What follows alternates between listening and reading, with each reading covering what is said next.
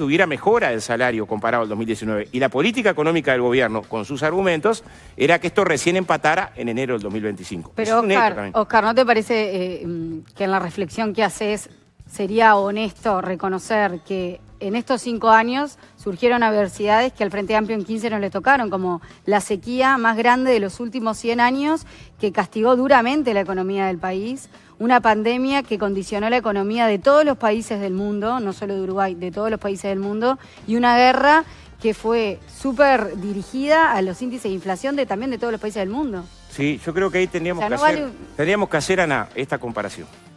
Mirar cuánto fue el crecimiento de la economía en los periodos de gobierno del FA y cuál fue el comportamiento de los salarios, para ver si hubo una relación entre el crecimiento de la economía y el comportamiento de los salarios. Ese razonamiento que tú haces, a mí me parece que es razonable para los 2 primeros periodos de gobierno del FA. Un crecimiento... Pero ahí ya no, pero estamos contra uno hasta déjame terminar el razonamiento. Periodo de gobierno. Déjame terminar el razonamiento. Ese razonamiento que vos haces para los 2 primeros periodos de gobierno del FA es razonable, hubo un crecimiento mucho más amplio de la economía en los 2 primeros periodos de gobierno del FA que es lo que hubo en este periodo de gobierno. Y los salarios crecieron acompañando el crecimiento de la economía. En el último periodo de gobierno del FA, la economía no estuvo en auge. Bajó el precio de los commodities, crisis en Argentina, crisis en Brasil. Fue muy modesto el periodo de crecimiento de la economía. Creció apenas 4 puntos la economía. O sea, creció la mitad, poquito más de la mitad de lo que va a crecer en este periodo de la economía. Para ese desempeño de la economía, los salarios crecieron 7 puntos.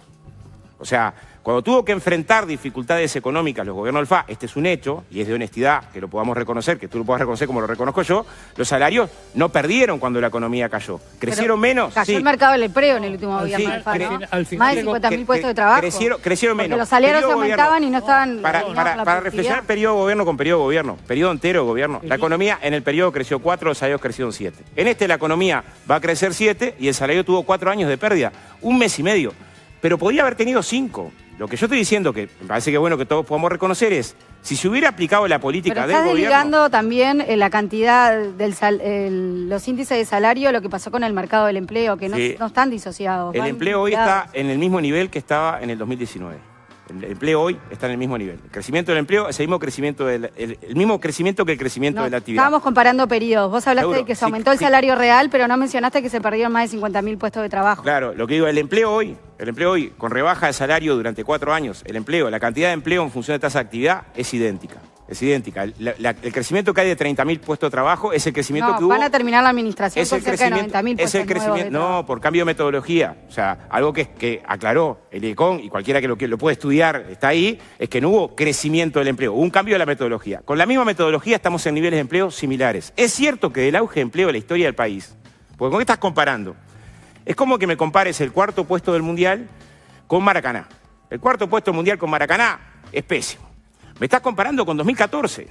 2014 hubo un 5 y algo. No, en realidad yo solo quería hacer la salvedad de que en este periodo de gobierno existieron varios puntos que complicaron la economía. Hubo un 5,5, 6% de desempleo en Uruguay. Fue el nivel de empleo más alto de la historia del país, ¿no? Llegó a 60% de la tasa de empleo, como nunca en la historia del país.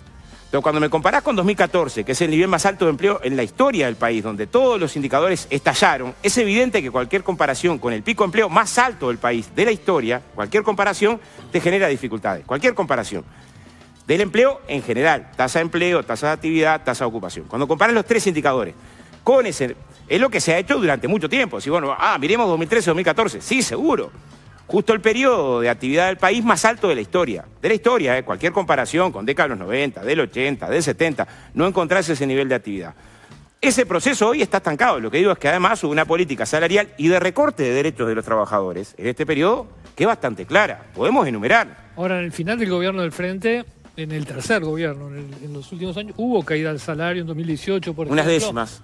No, sí. Bueno, está bien. Y pérdida de empleo sumado. Unas décimas, sí, pero sumado a pérdida de empleo más caída salarial, baja la masa salarial bastante, digamos. O sea, los vaivenes de la economía también afectaron al Frente Amplio en el final de su gobierno. Claro. De hecho, la ciudadanía reeligió 2 veces al Frente Amplio y no una 4ª vez después de ese gobierno. Sí, Leo. Creció 63 puntos el salario real y perdió unas décimas. Quedó en 62. No. Esos fueron los gobiernos del FA. Para dar hechos. Si hacer la comparación de 15 años, sí. Si hacer los últimos 5 pero años... es que gobernamos 15. Claro, sí, en los últimos 5 creció 7.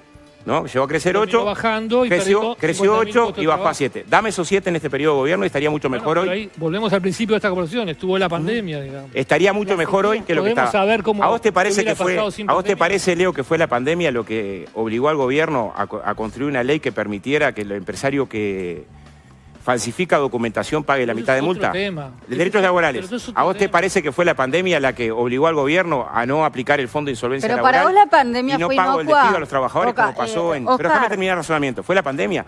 ¿Es la pandemia la que obligó al gobierno a que las inspecciones del EPS no controlen los laudos? ¿Es la pandemia? ¿Alguien puede argumentar que es la pandemia?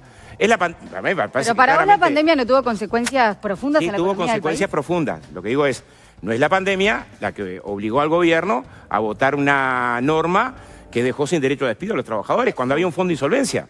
Me gustaría Claramente es una introducir- decisión política del gobierno. Me gustaría introducir algún otro tema, porque estamos Sí. como medio estancados en esta discusión desde hace un rato largo. Va a haber construido acuerdos políticos y sociales para ese resultado.